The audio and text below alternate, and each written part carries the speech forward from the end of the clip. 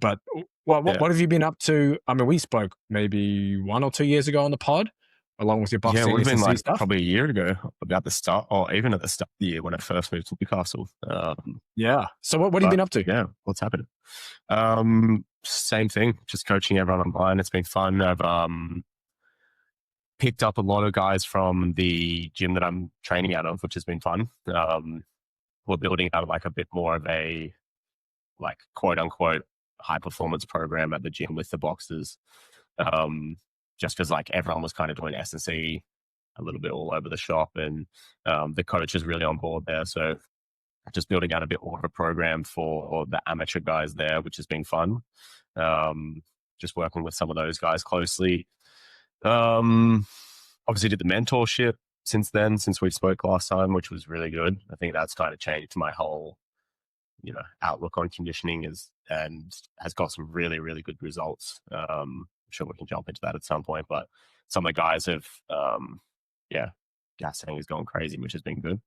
But yeah, just doing the social media thing, doing all the other stuff associated with that. Nice. So wait, you mentioned you're almost putting together a S&C program for that gym for the fighters. So you're kind of almost like a training squad. Almost, yeah. So it's like I'm still working with those guys individually. We don't yet have like a team-based program, but I'm hoping to, we move in that direction where it's like we have a set, I guess, session for those Yeah. more elite amateurs. Because I've seen it work with a few gyms where they have that kind of, you've got your technical stuff in house, and then you also have your S&C stuff in house, That's which the would be future, cool. man. Yeah, I think every other sport does it. I don't see why combat Yeah. sports can't have that. Like it's the same with anything. Like every other sport is doing the right things, but combat sports for some reason aren't. So yeah, it'd be cool to start building something out like that. And then the coach that I've been training with closely, we've done like a bit of a swap. He's given me some pad sessions. I'm doing his S&C, so we're kind of floating ideas by each other and hoping to build something out like that, or even just continue helping with the amateurs. We've got a couple of pro guys there as well, which is cool. So yeah, we'll see what happens. But 2026 is looking fun. Nice. Yeah. I love that. I love that idea of building something within a gym and having everything Mm, in house, and it means that everything can actually at least be kind of done together, right? Because otherwise yeah. guys are coming to you. Like how are you currently navigating that? Where obviously you have guys that you're doing S&C for, but they obviously all at different clubs, different coaches, different training structures, different training times. Are you Mm, able to marry up what they're doing S&C wise versus what's happening each week in the technical tactical side? it's so hard. Like I think when I first started, like in the online space, I was trying to manage everything. And I think like when you are online, it is very, very hard to do.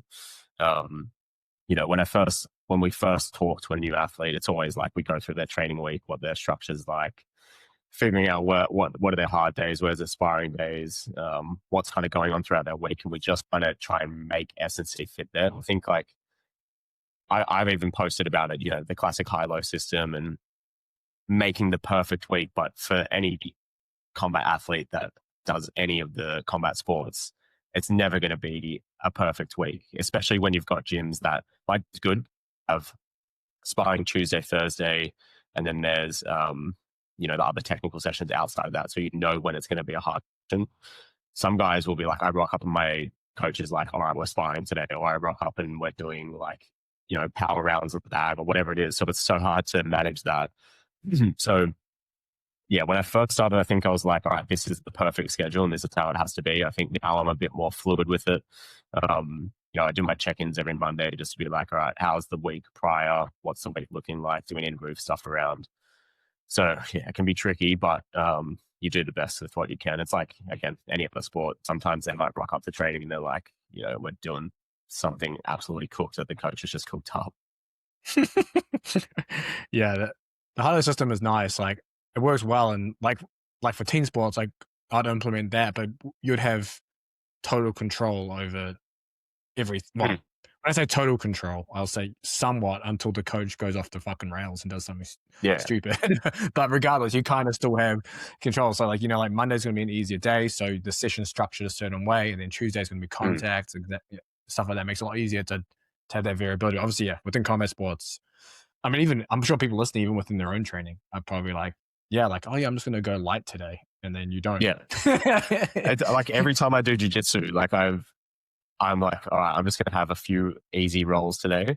And then I do jiu-jitsu and someone goes a little bit harder and I'm like, oh, well, that's out of the plan. I'm going hard today. Breaks Same off. as in boxing, like someone just touches me on the nose with like a half decent jab and I'm like, well, this is It's it on. now. We're going hard. Oh, Gregor. Well, I wanted to jump into the conditioning side because you were in our first mentorship with Dr. Andrew Usher. Yeah. So if anyone listening, get on the wait list. I think we'll have another one sometime in the beginning of 2026. I'll put a link down in the description for anyone who's interested. We've done 3 cohorts so far now, and it's been awesome having people come through and really applying the stuff that's being taught there. So I want to go through how you've been applying it and how people listening can maybe take what you're doing and implement it with themselves. Because actually, we've talked a little bit about some of the stuff you're doing with the testing and whatnot, which has been really cool. It'd be cool to kind of go into some of that detail around maybe we can just go your overarching process and what you're currently doing with your fighters. Yeah, cool. So I guess first thing is, we do some testing. We always start with, it's a bit hard because some guys don't actually have heart rate monitors. So in that case, we can't really do the things that were, I guess, spoken about in the mentorship. So in that case, we will just go for a look at their power output across some short sprints and see how that's dropping off or maintaining. But preferably, most guys will have a heart rate monitor, and then we look at that repeat 30-second sprint test. And I guess the main things I'm looking at across the testing is resting heart rate, the repeat 30-second sprint test. I guess they're more my like diagnostic tests. They tell us what we should be kind of focusing on and what direction we're going to go in. And then from the last test, we just look at that time to exhaustion. So again, what we kind of spoke about in that mentorship, kind of having a performance-based test to be like, all right, are we actually getting better, or is something stagnating and is something improving or not? So yeah, those are the 3 tests I really look at based off that resting heart rate. I've made a few posts about it. Kind of above 60 is where I'm probably going to shift my focus more to those central side of things that we've spoken about for a bit, and then below 60, kind of more to like mid 50s or closer to 50s for that resting heart rate. We're really going to hone in on that sprint based work.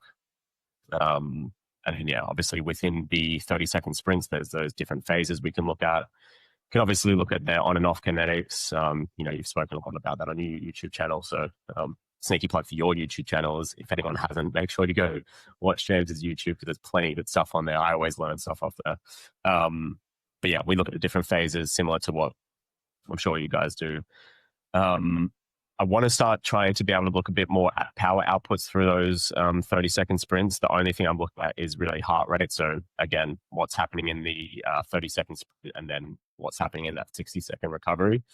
And then that kind of, I guess, informs me what we're going to go with. I think like one thing I have found though is I always have an idea of what I want to work on, and based off doing the mentorship, most people kind of start in a similar area. But the hard thing, especially I've found with sprint intervals, is like, if it is the early phases of recovery that we really need to focus on, am I going to throw them straight into like a 10 on, 20 off or something like that? Or am I going to ease them into it? Because, if someone's never done a true block of sprint intervals, that first, second, even third and fourth session is going to be absolute shit.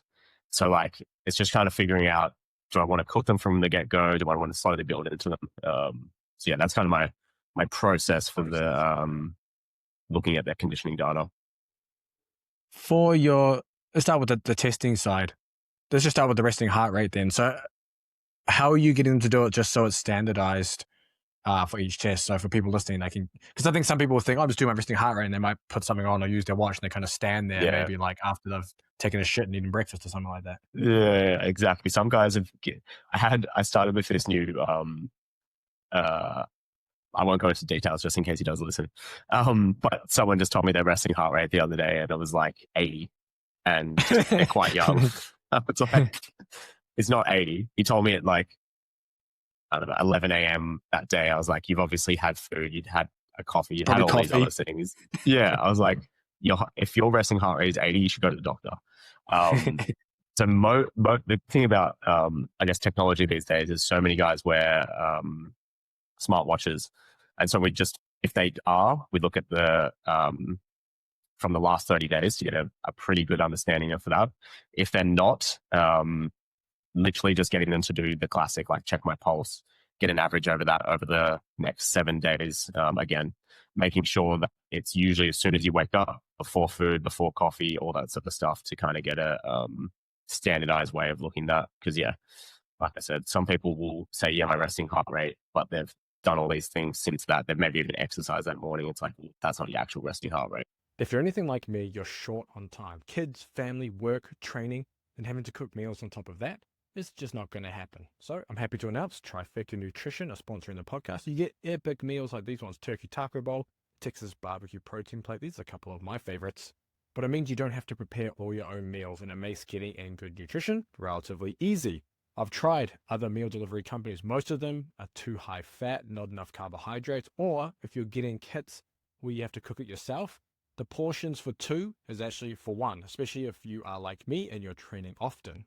So if you want to take something off your plate and have meals like this delivered to your door, go down the description. There's a link there where you can order Trifecta meals. This is the performance line, which are higher protein and higher carbohydrate. And you can use code LIFTBIG40. You'll get 40% off your first order. How often are you testing and retesting resting heart rate? Is it something you just kind of look at initially and then leave it, or is it something you come back to? Initially, there's been a couple of guys where we've looked at it again, but that hasn't been for 10 to 15 weeks. Like, if it is just looking at their smartwatch, then it's super simple. It's like, all right, this was that. But it can be quite difficult to get someone to, number one, remember, and number two, actually do it if they are just doing the classic pulse method when they wake up.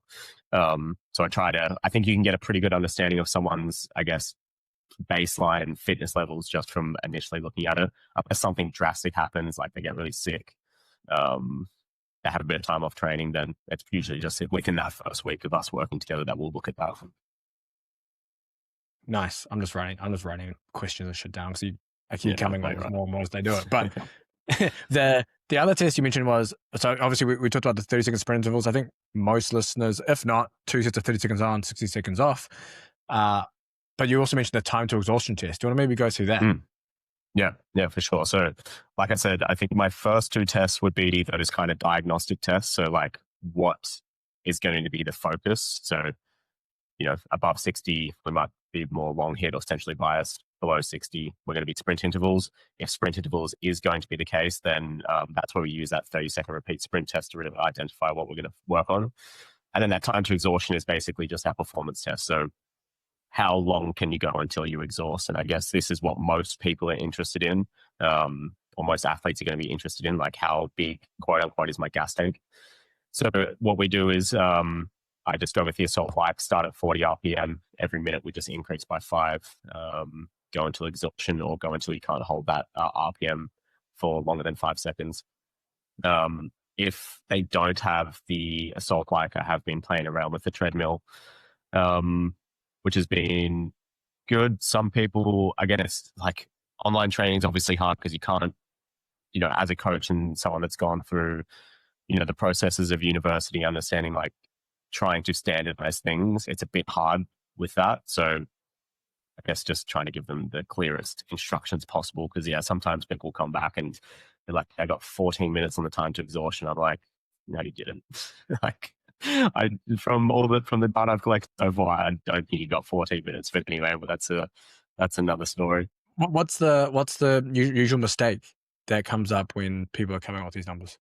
So the hardest thing is the model of the assault bike. Like a lot of assault bikes have a different resistance profile. So for example, if I'm on an Echo at 40 RPM versus my assault bike that I got off Marketplace, those resistances are going to feel quite different. So for example, the other guy that said he got 13 or 14 minutes, he sent me a photo of the assault bike and it looks like it was from the 60s. Like it looked so old. So I can't imagine that was truly what the resistances would have been like if you did it on any other assault bike. So that's been probably the hardest thing, is trying to figure out, not trying to figure out, but just obviously making sure whenever you test, it's always on that same bike.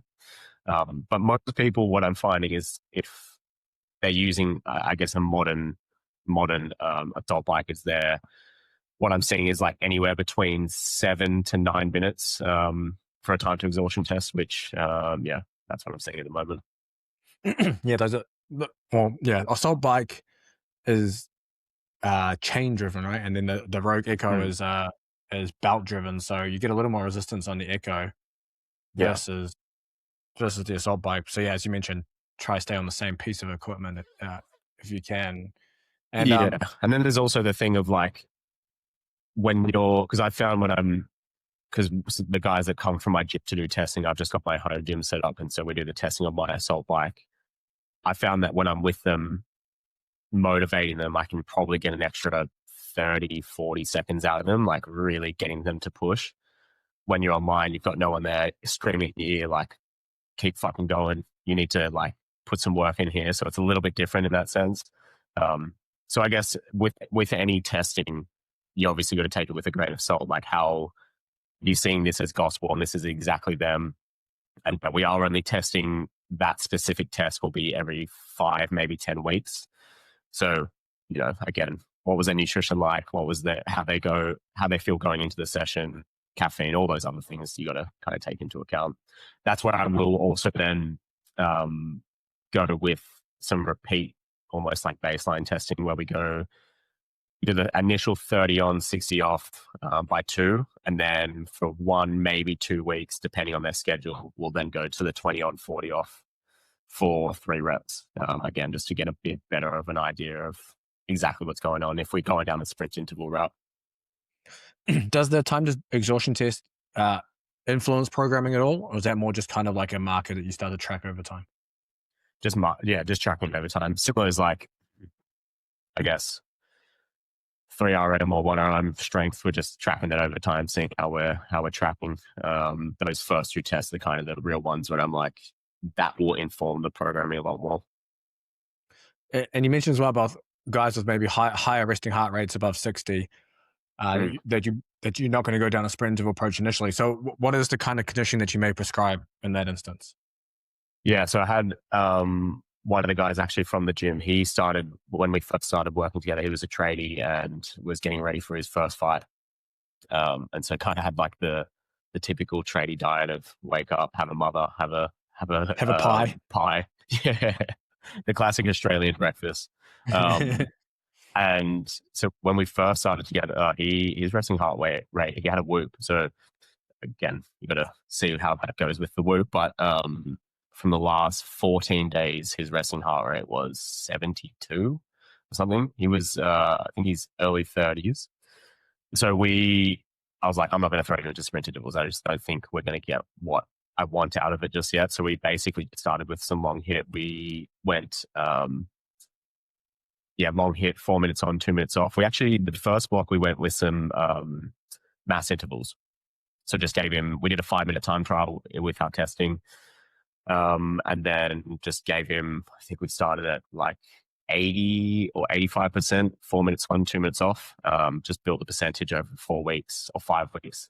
Then we went down to 3 minutes on, 1 minute off, at a little bit higher intensity. And then we got his resting rate down to, I think when we started the sprint intervals, we got him down to 59 resting heart rate. And then he was about 5 weeks out from his fight. So we were like, all right, let's rip into it. Nice. Were those mass intervals running or off feet? No, all off feet. Most of my, pretty much all my conditioning will be off feet. I've actually, for some guys now, I'm coming around to running. Obviously, again, like I've never really had an issue with running. The issue I have with running is when it's just like flog yourself for the sake of it, or just doing mindless work for the sake of it. So I'm slowly coming around to the idea, or not to the idea, just like slowly coming around to it, that we'll do, further away, that we'll do our longer hit on feet. And then as we get closer to the fight, it'll predominantly become off feet and be that, more sprint interval based. Nice. And then you mentioned as well about kind of you see a lot of guys kind of have the same, they kind of come back with the same or similar conditioning profiles with what they kind of need to work on based on those kind of 30 seconds on, 60 seconds off. What are you seeing mostly from your guys? Yeah. So I guess it's hard to explain without a visual in front of me, but essentially when I'm looking at their, again, go to James's YouTube, he's put up plenty of stuff like this, but essentially when we're looking at like their 60-second recovery, kind of the way that I've simplified it is, and I think Andrew has spoken about this as well, is like breaking it down into thirds. So where is their recovery lacking? Is it like that initial first third within the second third or that last third? And for most guys, when they do that 30-second repeat sprint test, I'm finding that it's mostly in that last third. So they will still have a bit in that first third, but it's kind of the first and the last. That second is usually pretty good after they get that initial phase of recovery. So, you know, if I was purely just looking at it, like I want to attack that first third and make sure that as soon as they finish the sprint that they're able to get into some good recovery. But, you know, coaches hat on, I'm like, all right, I don't want to flog them in. I don't want to flog them from the get-go. We're not going to just go straight to 10 on, 20 off or 10 on, 10 off. So we always start kind of 10 on, 30 off. That's what I'm finding most guys need to work on initially and can just kind of ease them into it because, yeah, you know yourself going from even 10 on, 20 off to I've done 10 on and 10, 15 off. You're just like, holy shit, this is a different beast. So this just feels completely different to that extra 5 seconds that I had to recover. So typically we'll start with like a 10 on, 30 off. Yeah, you're like, all right, 5 seconds can be that hard. And then you're like, holy shit, this is something else. Yeah, no, exactly. Yeah. No, I've seen kind of similar with a lot of different data. That first third is always delayed. Like that first third recovery is always a problem. And then, yeah, similar to you, I've just been going, I've just been cutting everything, not in half. How have I been doing? I've been going like 20, 40, like you mentioned. And then I've just been going small increments from there, 15, 30, and then 10, 20. Because it's a little easier to do that, as you mentioned, than going straight to like 10, 20s, 10, 15s, etc. Because man, those are, if you're not accustomed to these, like, no, they blast you. Yeah. And like, it's like, I guess it's similar to strength training. Like, I'm not going to throw someone into like some heavy singles or anything like that. We're always going to work into it. And so that's kind of just the process I found myself going into. Like, initially, post mentorship, I was very much like, I'm just going to attack exactly what they need to work on. And a lot of the feedback was like, that was just, I mean, it's always going to be unenjoyable, but they were like, I just couldn't find, like, I could find the output after 2 reps. And obviously, you know, you need to make sure that the output needs to be maximal every single time. And then the motivation starts dropping off and they're like, oh, I just really don't feel like doing that. So I think as with any program, you're just going to ease them into it a little bit. Also depends on if they've got a tight schedule. Like if they've got a bit of a tighter schedule, maybe we might focus on those earlier phases. But I have found also that like even just focusing on, you know, if it's 10 on, 30 off, it naturally will improve those earlier phases of recovery. Like there's always going to be that slight delay in the heart rate coming down post sprint. But I've found even just with a block of 10 on, 30 off, that delay is a little bit shorter anyway. So there's going to be those, I guess, second order effects from not directly targeting that area. How often are you retesting then in terms of using the 30 second on, 60 second off? Pretty much every 10 weeks. So like what I'll do is do like blocks of 5 weeks. And the way that I usually go about it is just, figure out what my work to rest ratio will be. Typically start at like 5 to 6 reps of that, see how they respond, and then I'll just add a rep over the 5 weeks. Once we get to that next 5-week block, most of the time we'll just start to reduce that recovery period a touch, depending on how they responded to that. You know, some people are like, all right, I felt like I could maintain that power output every rep. Didn't feel too cooked after it. Maybe we'll drop down to 10, 20, 10, 15 maybe. some guys will go 10 on, 25 off for 2 weeks, and then 10 on, 20 off for another 2 weeks or 3 weeks. So I guess that's just figuring out, or, maintaining communication with them to be like, all right, how's that feeling? How much can we actually drop off that recovery period? Nice. But yeah, back to your question, it's like every 10 weeks. Is there, or are there any like strength, power, whatever you want to call it, in the gym test then that you're having guys do alongside the conditioning to further influence the programming? Yeah, from a purely testing standpoint, we'll look at a med ball throw. Just getting it, like, I would prefer to do just seated med ball throw, but I think like it's just fun to throw a med ball as far as you can. And these guys are just like, I want to see how far I can rip this thing. So that's my first test. That's kind of just having like a general overlook at what their power output is like. And this is for everyone online, by the way. This for the in-person guys, I do something a little bit different. But for the online guys, it's a med ball throw, a broad jump, a triple hop left and right side, 3RM for bench, trap bar deadlift, AMRAP pull-ups, and then we get into our conditioning testing. And then how often are you retesting some of the strength power stuff?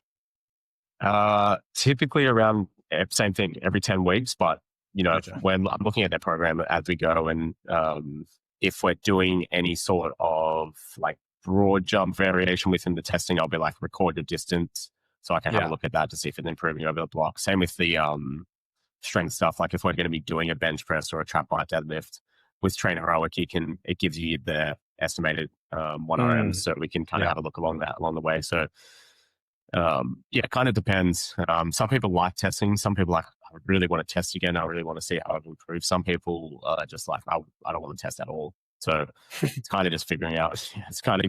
Like, do they want to do it? Do they not want to do it? But kind of at the bare minimum, if anything, I'd like to look at their conditioning. I think that's where most guys are getting the value and seeing the biggest improvements. So we try and do that. And plus those, like, if we to look at like resting heart rate, you don't really have to do much. But if we were to look at those other two tests, the repeat sprint test and the time to exhaustion, what's that? 10 minutes of work, get that done. And then we can have a pretty good idea of what we need to focus on for the next block. Nice. And then you mentioned in person, some of the tests are different? Yeah, a little bit. So in person, I have a node accelerometer. So we just look at some jump testing with that, counter movement jump, squat jump, single leg both sides, and then RSI. So we can get a bit better of an understanding of, I guess, what their force profile is like. Well, not necessarily because we can't see the force, but how they're kind of producing force, and those numbers. And then we will do the same strength work and then the same conditioning. But it's nice to, I guess, give them some numbers, how high you're jumping and what's your RSI like in person. So how does this then all come back to influence program? What are you specifically looking at from these numbers that may change something for one fighter versus another? Yeah. So I think I've tested like 130 or 140 boxes now. So I've built out a pretty good little database. So once I get the numbers, I plug it into that, and then I've got like a bit of the what's it called, spider graph. So like just generally looking at how they're comparing to the average of everyone else. And so once we've got that data, we're looking at what's their relative lower and upper body strength like? How's that compare to all the other boxes? What does their lower body power look like from that broad jump? So that kind of gives me an idea of what we need to work on. But again, it's never going to be like, I always reiterate this to anyone that I ever work with, is like, it's great to see those numbers go up, and it's good to initially get those numbers. But if we're only chasing those for the sake of chasing numbers, then what's the point? Like, as a strength and conditioning coach, it probably fills your ego a little bit to be like, all right, I got his broad jump up by this much, or his time to exhaustion by 20%. It obviously looks good on social media because you can like, we did this. But I guess my main thing is always going back to like, are they feeling better doing boxing? Are they feeling stronger in the ring? Are they actually having that transfer? Because I've actually had some times where the numbers have either been the exact same or maybe even slightly reduced, but they're like, I feel way better. So again, I think combat sports, boxing is so chaotic. It's hard to be like, all right, broad jump goes up, performance goes up, or my bench press goes up, performance goes up. It's not like, I guess, track and field where you can directly see that those improvements have made improvements in the performance. It's a little bit harder with combat sports, right? Yeah. What do you put that down to? Where you mentioned some guys maybe had some of their numbers go down, but they say they feel better than they have. I think, like I was speaking about before, I think it just comes back to the sporadic nature of testing, especially when it's in person. Sometimes I might not test for 10 to 15 weeks. So again, it could be like shit sleep the night before, stress from work, all these other things, like you know as well, like so many things go into testing. And when you're not getting those, I guess, constant data points to be like, all right, this is what's improving. Because some of those guys, if we look back onto their strength data from Train Heroic, we can see that their lifts have been going up and maybe their jumps have been going up, but when they come into testing, it's either the same or even slightly less. So it's like, again, you got to take that testing with a grain of salt. It can't be like, all right, his broad jump started at 2.2 meters, and then we came in and tested. We've been doing broad jumps for 10 weeks, and it came in at 2.25. Like it went up by 5 centimeters. Like great, but how does that actually transfer, and how does he actually feel going into it? Because I think having those really sporadic, well, not necessarily sporadic, but just sometimes a little bit longer periods between testing, it's hard to really, I guess, nail or hone in on, what's improving, what might not be improving. Yeah, for sure. And you mentioned as well, like a lot of you guys are getting a lot of the value from the conditioning side, and that's kind of where you're seeing like really big changes and big gains.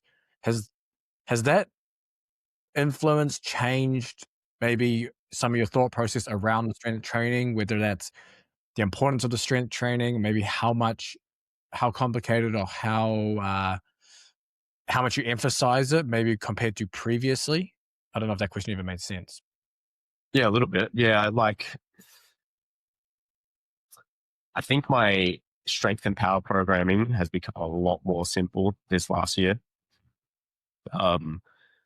Especially if guys are coming to me and be like, I really want to focus on the gas tank side of things or the conditioning side of things, then the strength and power becomes very, very simple. Because we obviously give a little bit more volume to that. But yeah, it's hard to say.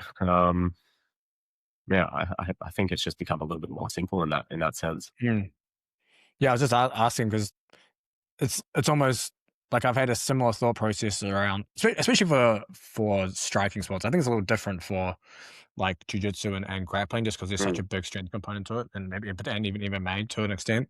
But like with striking, like yeah, just be kind of generally as strong and powerful, but yeah, it probably doesn't need.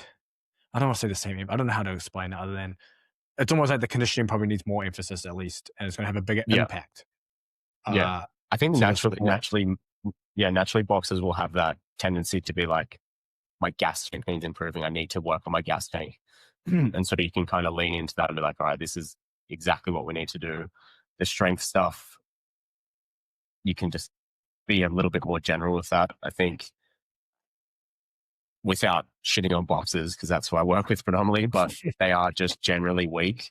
Like from the data that I've collected, most of them are sitting at a 3RM relative trap bar of like, the average I'm seeing is like 1.6 times body weight, which is nothing.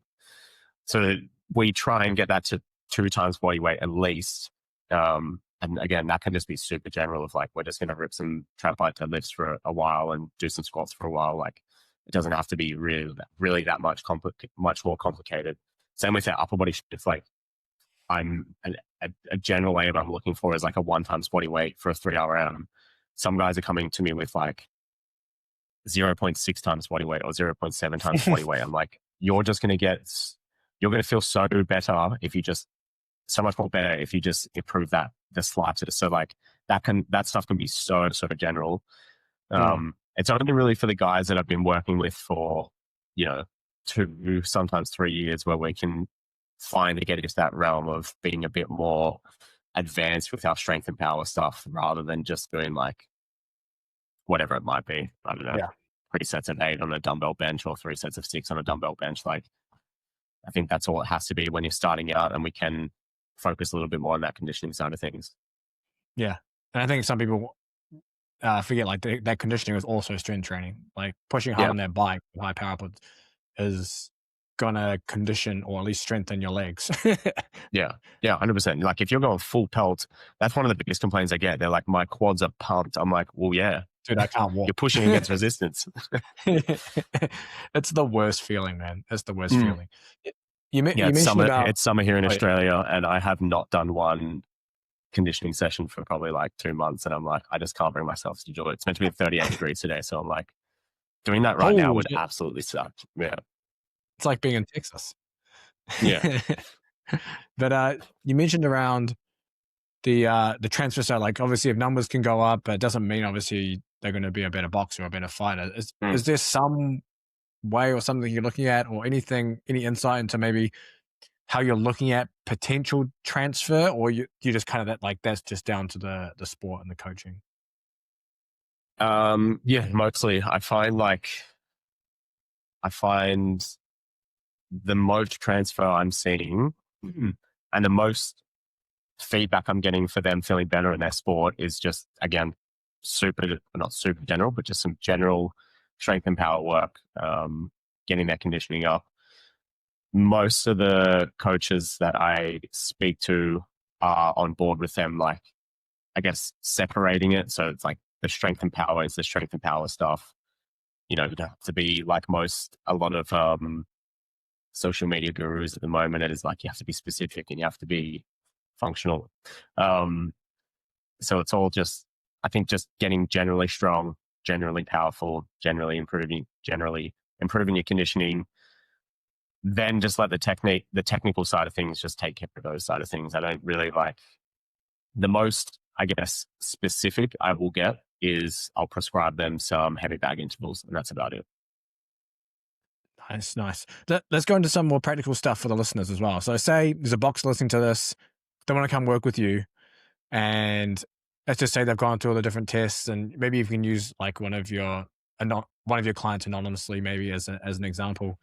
You know, how may a general strength and power session look in the gym for them? And then I think we've already covered the conditioning anyway from the sprint interval side and the low interval side. So maybe we can stick to this strength and power stuff. Yeah. So I guess I'll just use the most previous guy. So he came to me. His broad jump was 1.7 meters, which is pretty crap. Triple hop was 4 meters each side. He had a relative 3RM trap bar deadlift of 1.2 or 1.3. And then his relative bench press 3RM was 0.8, I think. And then from memory, he could do 6 pull-ups. So in the scheme of things, quite weak, naturally not that powerful. And his goals were just generally to improve his strength and power, improve his conditioning. His conditioning was actually all right. I think he got 8 minutes, 45 seconds on the time to exhaustion test, so not too bad. But the strength and power side of things were pretty crap. And I think a lot of the time I am finding that their conditioning isn't as bad as I think it is. But it's the strength and power side of things, because most boxers will naturally, as they're going through their boxing career, will watch, you type in anything on YouTube about boxing training, it'll be geared towards speed and power. And so when you actually look at their strength side of things, it's pretty bad. It's, compared to other sports, it's pretty bad. So like for that specific athlete, where, the power side of things, the broad jump and the triple hop weren't that great. The strength side of things could obviously just be generally improved. I've just gone with 2 full body days. Essentially what we do is use the warm up just to, I guess, get the body moving. And this will be usually specific to the individual. So if they have some injury history, so this guy had a rotator cuff injury. So we just made sure that was good to go into the session. And then we got into his velocity block, as I call it. This is just where his jumps, flyers, all that sort of stuff go. And for him, we, again, figuring out where they are in their, I guess, training journey. Are they more advanced? Have they had experience with S&C? Have they not? So we just kept that very, very basic. So we just did a seated core jump and then some pogo jumps. So just generally improving those kind of areas that we identified within the testing. So his general lower body power output. And then I use that triple hop, although the ground contact times are a little bit longer as like their reactivity. So just trying to work on those. And then for his strength blocks, again, his upper lower body strength just needs some work. So we did some pause trap bar deads as our first strength block. Second strength block was a push and a pull. So we did some dumbbell benches into some pull-ups and then accessory work, and that's it. And then on the next day, it's just kind of alternating those movement patterns. So we're kind of ticking off all those boxes. But for someone that just like needs some general strength and power, I think that's all you need. I don't think there needs to be these really advanced like cluster sets or 5-3-1 or whatever it might be. You can really just get away with a good 10-week block of sticking to those exercises, progressively overloading those, and you'll be fine. Nice. We actually just had a comment in the chat from Black Ranger 187. 2 of my favorite S&C coaches finally collaborate. This is very exciting. Hey, let's go. Thanks, Black Ranger. Appreciate it. Actually, go back and listen to I Callum on the podcast over a year ago. You can listen to that one too after this. But let's go. I think I've already got maybe one more question for you. But we talked about kind of like the basic general stuff for some of these guys. But the guys that you mentioned have been for you maybe longer, and you're looking at maybe more advanced methods of strength power. What are you typically looking at doing in these situations? Yeah, so for those guys, we're going to be going towards, I guess, some more, again, quote unquote advanced methods. Like if you really wanted to, you could use them with anyone, but whether they're going to get as much value out of it. But then we go towards like maybe some cluster sets, maybe some overcoming ISO work, might be some contrast with base work. Just to, I guess, keep trying to move the needle, keep the programming fresh. I think if you're a beginner, you can literally just get away with doing, straight sets, adding some weight, adding some reps each week, and then just adjusting those. But for some of those more advanced guys, that's when we'll start to go down those routes. Using those overcoming ISOs, cluster sets, contrast sets, all that sort of stuff. Making the plyos a bit more intense, I guess. Faster ground contacts, higher jump heights, that sort of stuff. For the more, I guess, beginners, like we'll do seated jumps for 10 weeks maybe, whether that's like a seated broad or a seated continuous broad or a rocket jump or something like that, where they're just having to produce that power concentrically. Once they get into more of those, I guess, advanced areas, then we'll start taking those away and can start doing, I guess, normal variations of those, some hurdle jumps, those more continuous based plyos, and those sort of things. Is there any push into eccentric overload style training, or has that just become difficult to do? Maybe some of your guys are there or not there, or maybe with the online it becomes a little more difficult to implement. Yeah, I've been trying to implement a little bit. I've been doing a lot of ISO work with everyone, actually. That's one thing I've probably within the last few months been incorporating a lot more. And that's probably thanks to you. What kind of ISO work? The longer duration stuff, longer muscle length stuff. So depending again, obviously, on how much time, like if they don't have much time, some guys come to me and be like, I've got 45 minutes. That's all I can do. We're literally going to be like, all right, 5-minute warm up, 10 minutes of jumps. And then you've got 15 minutes for an upper and lower body strength work. But for the guys that have an hour and a half that are potentially training multiple times per week, we're chucking in some, deficit push-up variations, some split squat variations, that sort of stuff. But then from the eccentric overload area, I've been doing a little bit of it, but not too much. The main modality I'm using is just the leg extension, just 2 up, 1 down. And also the seated calf. I'm finding that's getting some good value. I think, the classic of like weight releases or, squatting down with some pins, taking the weight off. I think if you're online, it's just too hard to do by yourself. I think if you're going to do that properly, you probably need a couple people there to do that. But I want to play around a bit more with it. I think it's hard though I think naturally boxers already don't know how to lift heavy. And so when you tell them to do something eccentrically overloaded, they're not going to do that to the required intensity if you're not with them. Like if you're not with them to be like, all right, this should be fucking the hardest set you've ever done. You're like resisting this thing, pushing you down. They're not going to do that 9 times out of 10. So I think the leg extension and the calf raise is probably the easiest way to get that because, you're sitting down. The worst that can happen is that the weight just drops. Whereas if someone's got some, if they're doing some eccentrically overloaded squats, they're probably going to shoot themselves with this weight being super heavy. But I think with next year with some of the more advanced guys, it'd be cool to try out and see how they feel from it. Again, I've just got to factor it into their whole year and where we might actually fit that. Is there any reason? You've been doing a fair bit.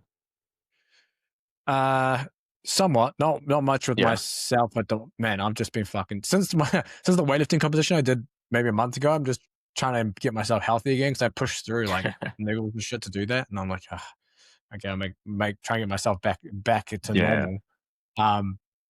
But yeah, I'll have a 1080 cable soon to be able to try and do some more. Sick. Yeah, I saw your post about that. Yeah, so and you went visiting. Yeah, so should have one in the gym just to play around with and try some eccentric overload stuff, and really just play around with the different pieces of equipment because it's so hard, as you mentioned, it can be hard to implement properly with minimal equipment and stuff like that. But you mentioned with the seated calf raise as well. Are you choosing that as a preference over, say, a standing calf raise? Yeah, again, I just find it a little bit more comfortable for them. I think naturally most of the guys I'm working with will have a tendency to be a little bit more, I guess, skittish when they've got some weight on their back and I guess can't bail from it as easy. So the seated is just going to be an easier variation to go with. That's probably the main reason we're using that seated. Nice. Yeah, and then for anyone else listening as well, there's obviously you got your fast one, your drop catches. I mean, even I use a fair bit of those when we get. I use a fair bit of drop catch work, especially because we get close to that fight, just to, I guess, try and promote that contraction relaxation kind of action we're looking for. But yeah, the true eccentric overload, like 2 up, 1 down work, trying to figure out how I'm going to implement that better because obviously there's a lot of benefits from that. So it's trying to figure out how we can get the proper stimulus, because sometimes it's hard enough just to get them to lift to like a proper RP or reps and reserve. You're like, you saw what they tested, and then you get them to do like a set of 5 of trap bar deadlifts, and it's like you work it out to be like 50%. You're like, what are we doing? What intensity are we working out here? Because that's not the reps or the reps and reserve I prescribe for you. Yeah, it does become challenging sometimes when you're going RP or reps and reserves. It takes a while for people to feel what an actual 10 is if they haven't been there often. 100%. I think that's an ongoing process that I need to figure out a little bit more. I've started to give some of my guys, I guess, a percentage range, and then a bit of like an RIR or an RPE, which is working a little bit better. Because sometimes you can say, all right, we're going to do this trap bar deadlift, and I want you to have 2 reps in reserve. And then, again, I look at the weights, and it's like, that would have been an RPE 8. I mean, sorry, an RIR of 8. Like, that would have been the lightest set for you. You're just going through the motions of it. So I think that's one thing I'm finding with boxers is like to truly get them to feel what a heavy lift should feel like. But I think that's where machines can be really valuable. If you're just doing free weights, I think it can be a little bit harder for them to get that close to failure where we want them. But machines are really good for that, just to rip some. Would you then, in some cases, say, let's just talk like low, let's just say squat, would you abandon, say, a barbell squat in place for something like a leg press? I've abandoned it for a hack squat, just for the stability aspect. I haven't yet gone into the leg press, but I think that would be a good option. I think just lower body training in general can be a bit hard, like to get the true strength adaptation we're looking for, where they're like really grinding out a set or feeling what a hard set should look like. a lot of it, I've been using a lot more zerches for that aspect, so it's not loaded onto their back. So they can get like a bit more of a feeling of like what it should feel like. A lot of the guys do feel a lot more comfortable bailing from that because they can just tip that weight forward. So yeah, it's just, finding them whatever's going to work for them and whatever they're comfortable with. Some guys come to me and like, I will not squat. So, I'm just going to find other ways to do that. And sometimes that's a reverse lunge, or sometimes that might be the leg extension if we have to, but it's just finding what's going to work for them, I guess. Yeah, nice. That's a good way to end this podcast. Where can people find and follow you? Instagram, Handley Performance Coach. Slowly working on the YouTube, but that's an ongoing process. But Instagram, TikTok, Handley Performance Coach. That's where you can get me. Perfect. I will link up your Instagram down in the comments as well, so people can give you a follow. And I appreciate you coming on. Thanks for inviting me back on, man. Good chat.